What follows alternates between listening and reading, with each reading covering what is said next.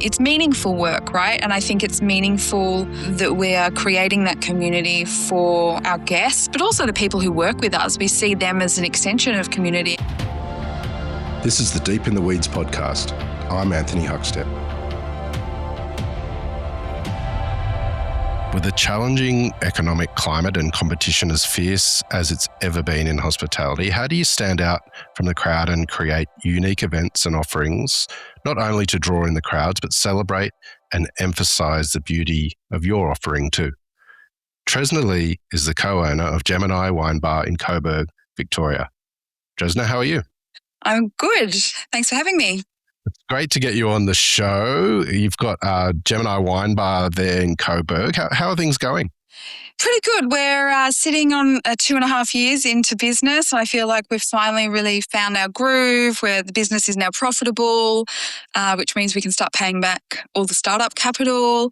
But we've really sort of established ourselves in the community, and we see that reflected in our community coming in every day.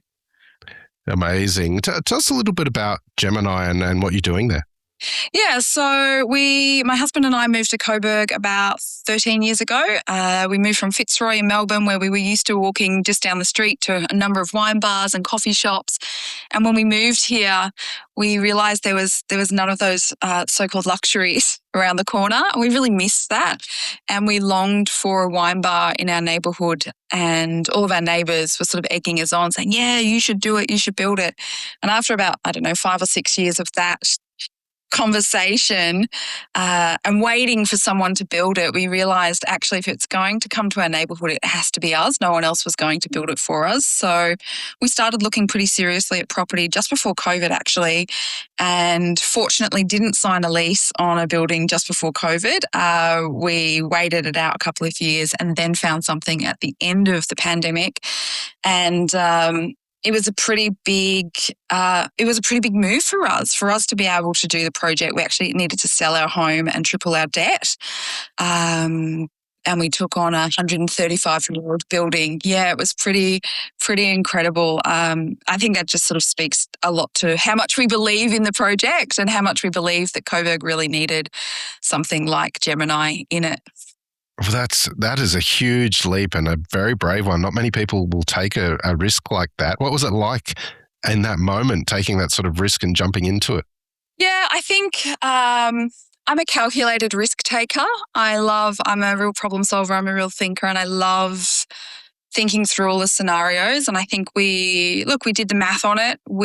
For this project to work, we bought the building. So even though that's a big risk to sort of buy the building that you're going to open your business in, it also in the long term is actually a really great security, because you actually, you don't have landlords breathing down your neck. If you're late on rent, the landlords aren't going to kick you out. So I think that benefited us long term. But it was I guess, a leap for our family. We loved the house that we lived in, and it's literally just, we can still walk to our old house in 3 minutes, but we loved that community. We loved our neighbours. We'd finally got that house renovated into a place that we really loved. So probably the hardest thing was leaving that home and the emotional connection we had there, and needing to start again in a building that, being 135 years old, it's got a heritage listing on the outside, on the facade. It's quite a beautiful and prominent building in Coburg. It just needed so much work. And I think we weren't strangers to renovation. And my partner Shane has done shop fit outs before and opened hospitality businesses before. And I think we didn't realise how big the project would be. And I think had we known, there's no way we would have taken the leap. So I think being a little bit naive going into something like this is probably a good thing. Otherwise we wouldn't have done it. But it ended up taking us a year to renovate the building. And there was just so much compliance to be able to get to a stage where we could get liquor licensing and accessibility. But we're really proud of it because, I can sit at the bar at Gemini if I ever sit down and have a drink with a friend. I literally tiled the bar, or, certain rooms, I painted the room. Our teenage daughter helped me do certain things in the building. So it really was a labour of love, and it's meaningful to us that, a lot of our community come in and now speak about the building and how beautiful it is and how great it is to have something in their neighbourhood. So yeah, it was big. It was a big risk, but it's, we're now at the stage where we can see that it was worth it, and that longer term it will pay off. With so much sort of personal investment and blood, sweat, and tears to get it opening, what was that like when that dream that had been for years? What was it like when you opened the doors when you finally got to that moment? It was pretty surreal. I kind of liken it to a wedding. You do all this planning for a wedding and then it's kind of over in the blink of an eye. So the opening weeks were kind of like a bit of a blur. Unlike a wedding, you have to keep showing up every day and then making it work. So that's hard. But it was really, I think one of the beautiful things about the space, and the reason we called it Gemini, both Shane and I are Geminis, and we wanted to create a space that was first and foremost a space for community and community connection. And the fact that we have great wine and an awesome kitchen with great food and fabulous coffee in the morning, they're kind of byproducts of, they're kind of just a gateway to the community aspect that we're building. But more than that, I guess it's really a creative playground for me personally. Even when I was a teenager or even a young kid, I was always throwing events and curating things for my friends. And I had a dream as a teenager of having a cafe where you could have an artist in residence, and they would paint, and then you would put the artwork up on the wall. And I remember sort of one of my first exhibitions that we threw at Gemini upstairs. We've got a really beautiful gallery space upstairs that we can access and activate if we want to. And we threw an art exhibition there, and I sort of hosted the opening night, and that memory came back to me. I was like, oh, actually, I dreamt this 30 years ago, and here I am, like, getting to see this come to life. So it's pretty fun to have a bit of a creative canvas where we can explore different ideas. If I want to host a book club, a foodie book club, I can. If I want to do a wine tasting, I can. We can do a lot of those different activations, and we're not limited by someone saying how we can and can't use the building. We can just sort of do that because it's ours. So yeah, it's pretty fun. It comes with a lot of challenges, but there's also a lot of creative rewards there as well. It's amazing to hear that you had that vision so young and have fulfilled it as well. But tell us more about when you were young. Did food play a big role in your family growing up?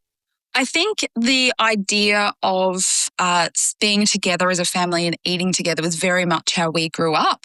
My parents are both originally from England, and so my grandmother's very Anglo.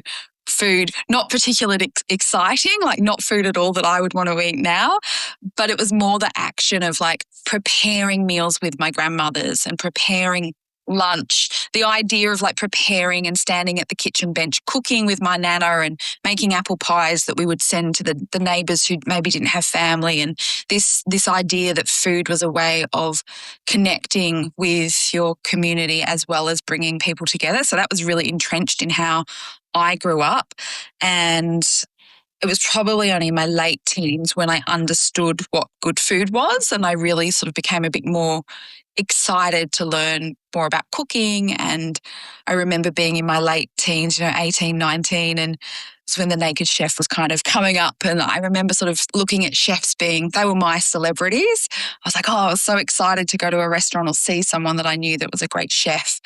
And that was always really exciting to me. So I think I've always been enjoying food and the idea of hospitality and what that means, either at home or out in venues. And I've always really loved that because experiences and creating incredible experiences for people is really entrenched in who I am. Tell us about life after school. Where did your career go? What did you sink your teeth into? I have done so many things, and even now I have 3 businesses, and they're all very, very different. It's very typical Gemini, not really having one clear direction and having a lot of things on the go at once is very much who I am. I think straight out of school, I didn't really know what I wanted to do. I found myself being, 19, getting a job in government. And I worked for government for 7.5 years and just seemed to get promoted. And, by the time I was 25, I was a director and I was in charge of $300 million budgets and like big teams of people. And I sort of for a long time, I looked at that part of my career and was kind of embarrassed that I was a suit for so long. But I'm really grateful for it now because it taught me so much about financial planning, HR, like strategy, project management, how to communicate.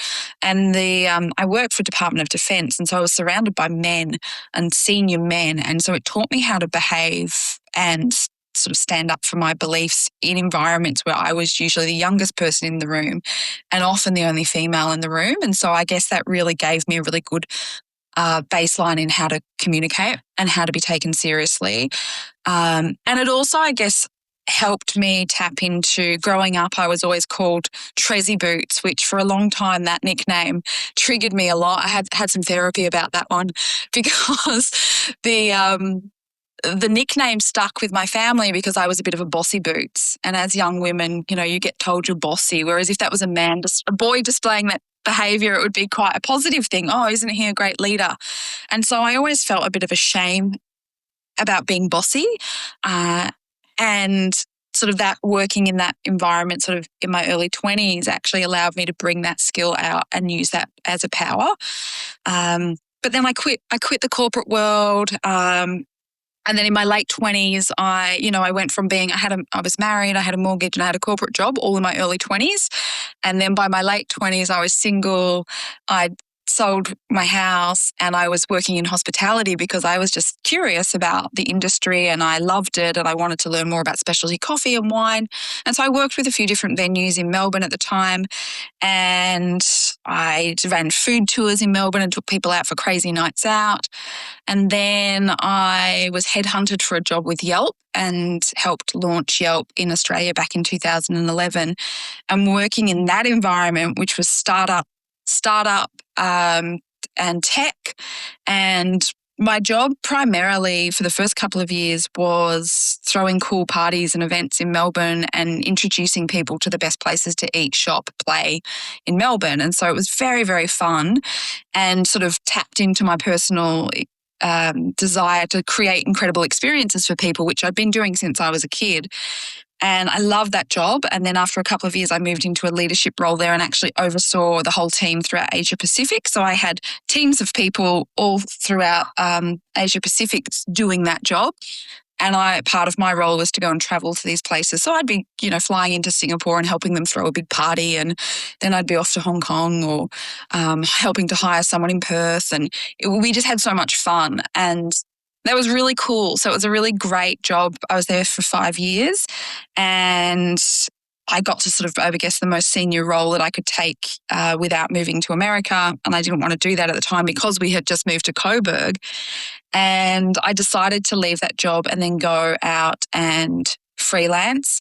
And I'd sort of become known as someone who was a bit of a mashup between event designer, experience designer, technology, leading teams, creative brainstorming, and I would consult with a whole bunch of companies and I helped them with community building or throwing events. And it was kind of a mashup of skills. So all of that experience, so now I've been out working for myself for 10 years and one of my companies I still consult and I still consult other businesses who might just need some, I guess, a different perspective on how they're running their business or if they want to throw some events or how they want to create community, what does that look like? So I do a bit of that. And that's my main income source actually. And it's the thing that allows me to have Gemini and allows us to invest the time, both for Shane and I, to invest the time because we're only now just pulling out income from Gemini after 2.5 years. So yeah, it's pretty amazing. And it's kind of people say, well, how do you have a restaurant? Have you had restaurants before? And I hadn't, but Shane had run many of Melbourne's great coffee shops and had helped with fit outs and actually running them. So he's got plenty of experience. But my experience is kind of on the periphery of hospitality in terms of working with food and beverage venues, throwing events, building technology, using technology to help build teams. And so all of that skill set kind of gives me, I always feel like Liam Neeson in that movie Taken when he says, I've got a unique skill set and you sort of, if he's is beautifully positioned to solve the challenge in that movie. And that's how I feel sometimes, because I have this weird mixed bag of skills that allows me to look at our business in a different light. And it allows me to do things like, set up email automations in the back end, or set up like technical links with a technology stack that we have, which you don't normally get in hospitality. So I can sort of apply that experience and that skill set to things and basically allow us to run our business as if we were a much bigger business, not just a small community restaurant and wine bar.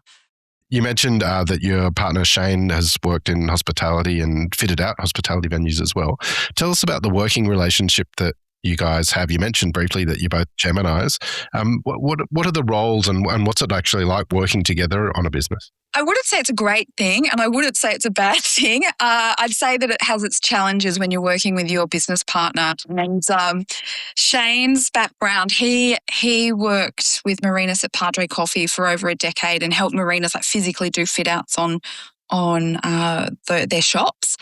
And he's done some work in wine bars as well, but primarily his experience is in specialty coffee and that cafe world, which is why when we opened Gemini, rather than just being seen as a wine bar, we wanted to be open in the morning as well. And that sort of came a few months later, because for us, it was a bit of a no-brainer. Our neighbourhood didn't have specialty coffee. We had the skill set to be able to do that, and the relationships with all the suppliers. And so that was kind of almost a bit of a turnkey add-on to our venue, and serves the venue in an interesting way in terms of the customer journey through the space throughout morning to evening. But yeah, our working relationship is an interesting one, and it's taken us a little bit of time to sort of find out what that dynamic looks like. I remember when we were doing the fit out, and I would have all these crazy project plans to like work out when's the concrete pour coming and how's this going and this cost is blown out. And so I would use all of those skills to sort of oversee the project. And I remember sitting down with Shane, I don't know, and asked him something, perhaps in a very pointed, bossy way. And he said to me, "Why are you talking to me like I'm your employee? Like, what's going on?" And it was funny because I just said, well, in this environment, we are each other's employees, we're business partners, and I would hope that you would hold me accountable as well if something wasn't going right. But this is how a project gets managed, and so that's how I know how to manage it. And so that was funny because it took us a little while of working out that dynamic, like when we're in work mode versus home mode. And particularly for me, I go into kind of a different personality because that's what I know. And so we continue to work on that and work on how do you create the boundaries between work and life when they do bleed into one another. And this year we've been experimenting with kind of having like weekly meetings where we're in Gemini mode, and we might go to Gemini and sit in the office, or we might go somewhere separate, but we kind of put like our Gemini hats on and we talk about everything Gemini related. And then we do like home mode where we talk about, what activities are happening after school, or what are we doing on the weekend and whose birthday's coming up, like the home stuff. And we try and separate those two processes so that they kind of have their own containers. When we get that right, it does help the dynamic. But yeah, it's a challenging one. And I think what's great about going into business with someone that you know so well and has very different skill sets to you is that between Shane and I, there's not much in our business we can't do. Shane's really good at all the physical things. He's learned how to do kitchen shifts. He's learnt, he can fill any shift in the business. If someone's sick, he can fill it. He can, if the toilet breaks, he can do it. If the oven breaks down, we're not calling someone out for a $400 call out. He knows how to do that because he spent years doing coffee machine technology and technician work and has all the tools for that and the contacts to buy a $20 bit that goes in the oven. So that's amazing. And I'm better at sort of big picture analysis, looking at strategy, but then sort of granular. How do we make this really fun event that we're throwing on a Saturday afternoon feel amazing for people, and working out all those little details. So I think our skill set's quite complementary, but it does mean sometimes that we take on too much because we think we can do it all. Well, that brainstorming has created what you're calling Gemini season, and a celebration of that at the wine bar. Tell us a little bit about that. Yeah, so Gemini season, it's the astrology season for Gemini. So 21st of May to the 21st of June. It's when our birthdays fall. And we kind of just sort of go a bit over the top, and we make it like a month-long festival. And it's a great time for people who are Geminis coming to the bar to have a drink or to book their birthday dinner. And we kind of just go a little bit extra and a bit over the top. So things like our happy hour that we have every day, 5 till 6 p.m, goes a little bit bougie during Gemini season. We do $20 champagne, and there's extra special cocktails, and we kind of go a little bit out there.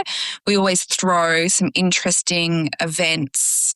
We've got an astrology dinner next week that's fully sold out with Christy Gray, who's a renowned astrologer. She's actually going to be hosting a dinner for 10 people and talking about the astrology of the season. And so it's the time of year where we lean a little bit more into the astrology aspects of Gemini. We don't sort of play up to that too much at other times of year, but it's the time of year where we can sort of play up to that and have a bit of fun.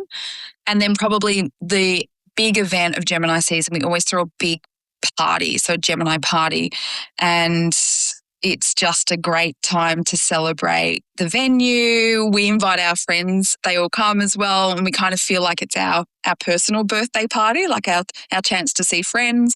But a lot of our regulars will come and just have a bit of a knees up. And there's always something kind of a bit of a surprise that happens, or some kind of curious little treat that people might explore and find on the night. So last year we had like a hidden martini lounge, and we actually had an after party, which was a secret disco at one of our neighbours' houses down the road, who basically just set up their DJ decks and threw a disco. So it was kind of an unofficial after party. And this year we've got some surprises as well, just some fun things that happen throughout the night. And we're getting known for these parties that you come to the Gemini party because it's always a bit out there. There's always great food. We have a lot of our suppliers, booze suppliers, who will like maybe donate something special. They might have like a random, I don't know, a back vintage of something or a magnum. And so that allows us to do really great drink specials all night. And yeah, it's a lot of fun. And that's probably the time of year where I really lean into the experience design. And we throw sort of an event almost pretty much once or twice a week throughout the season. There's always something happening. Your career has weaved its way through hospitality in all different kinds of ways, but what surprised you about opening and running a wine bar?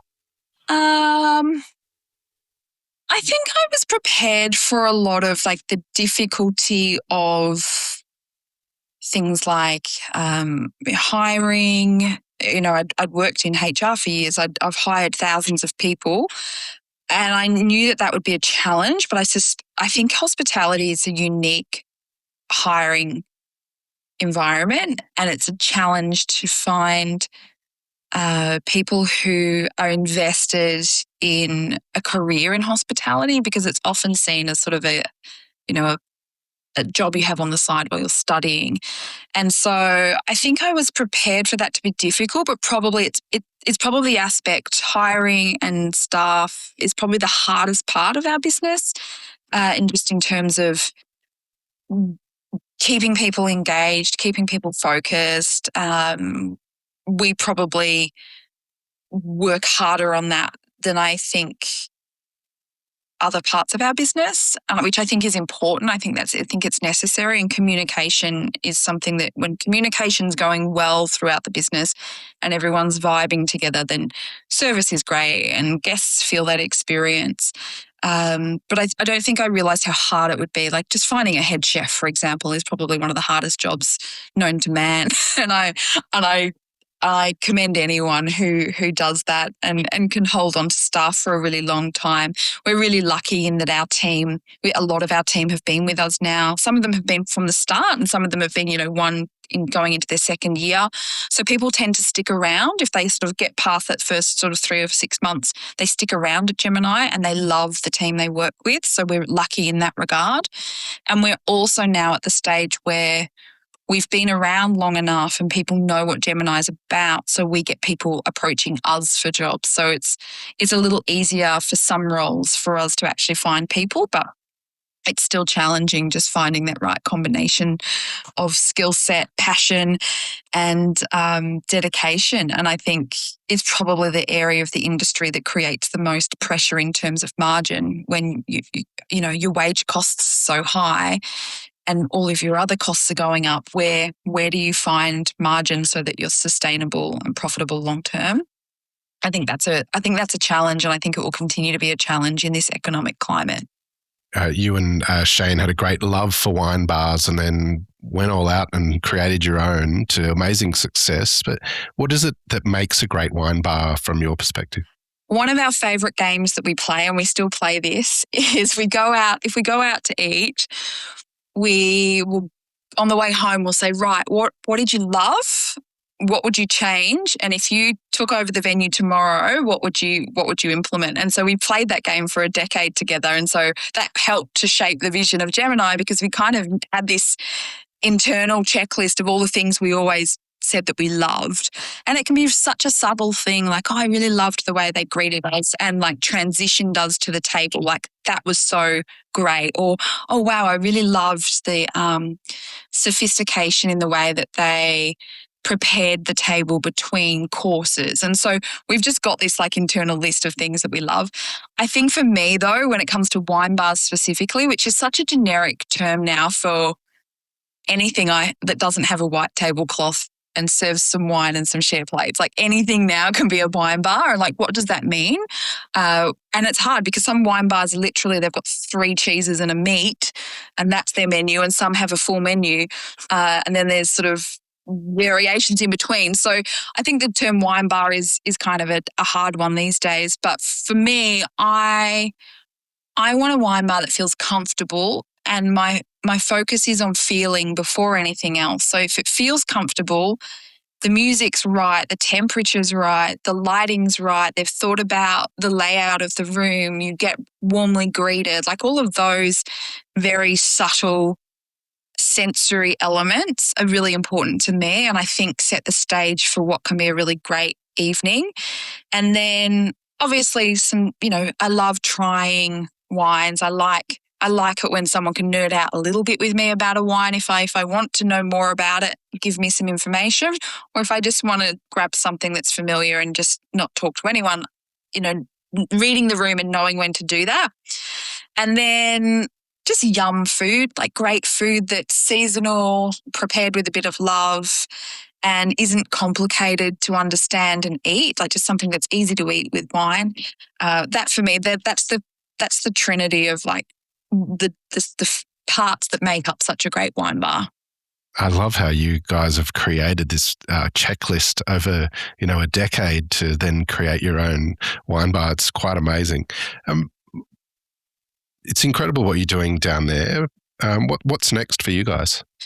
Yeah, I think being Geminis, we always have lots of ideas and there's always things on the go.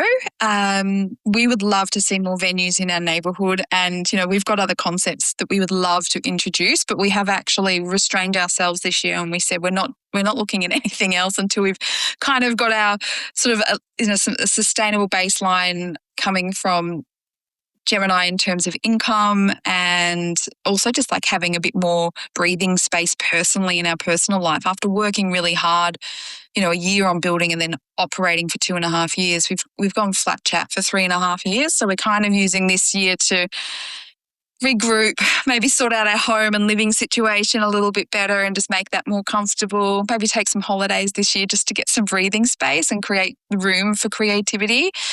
But for Gemini itself, this year is not around changing anything at Gemini. It's really about just refinement and finding the elements in our business that we can just do 1% improvements. And so that's something we did with our leadership team at the start of the year. We sort of went offline for a day and spent some time brainstorming as a team, reflecting on the year that had been and all the success we'd had, and then looking forward to this year and all the things that we might be able to implement. And so rather than saying to the team, right, we've got to come up with a huge new idea, it was more, how do we just get 1% improvements? And that could be something as simple as, the configuration of our dry store is a bit annoying. It's like, great, let's just figure that out and make that a little bit nicer so that every day you can enjoy a dry store that's a little bit more convenient and easy to access. And so we did that throughout the whole business as a team, and we came up with about 150 ideas of these 1% improvements. And so now as a team, we're sort of ticking those off and we're just addressing them one by one. And so we hope that we'll get to the end of the year and that we've implemented a lot of these changes, and the benefit of marginal gains. If you implement all these little tiny 1% improvements, then that adds up quite significantly. And I think that's probably what's important, particularly when the economy is the way it is. And it's like, it's hard right now to get people in the door. It's hard to find new customers when people aren't they're not in the mindset of, I want to try and find somewhere new to go. It's probably easier to focus on your existing customer base and saying, well, how can we make it better for our existing customers so that they come in more frequently, or they stick with their ritual of coming and seeing us every day for a coffee. So yeah, that's our approach for this year. It's kind of a bit of a less is more approach, which is very anti-Gemini and really hard for me personally.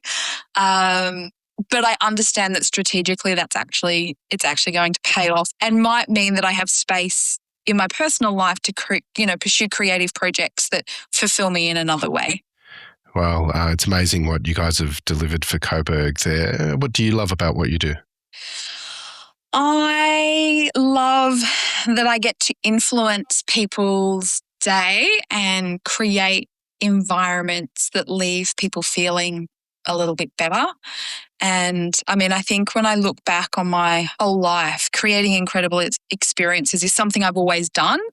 And I think that I find that personally very rewarding. If you ever do one of those exercises, like, what is my personal why?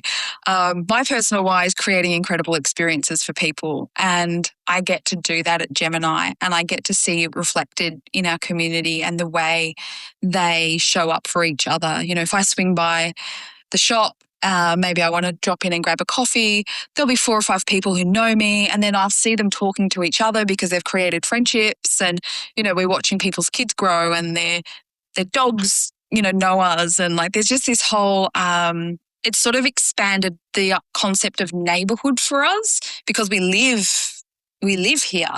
We're walking our dogs around the streets and bumping into people. I remember recently we went up to the local swimming pool, and I'm literally in my swimsuit, and someone's like, "Oh, you're from Gemini." And I was mortified that I was in my swimsuit and got recognized. But it says a lot about just, how woven we are into the community, which I think is really great. I think it's really, it's meaningful work, right? And I think it's meaningful that we are creating that community for our guests, but also the people who work with us. We see them as an extension of community, and as a team, they are woven into the community of the team, but also into the wider community. A lot of them live, nearby, but they feel like they're connected as well. So yeah, it feels like meaningful work. Well, it's been an absolute joy to have you on Deep in the Weeds today, and I can't wait to see where you take things from here. So please keep in touch, and we'll catch up again soon. Thank you so much. This is the Deep in the Weeds podcast. I'm Anthony Huckstep. Stay tuned as we take a deep dive into the lives of the incredible people who ply their trade in the food and hospitality sector. Special thanks to executive producer Rob Locke for making this all happen. Follow us on Instagram at Deep in the Weeds Podcast, or email us at podcast@deepintheweeds.com.au. Thanks to executive producer Rob Locke for making this all happen. Stay safe and be well.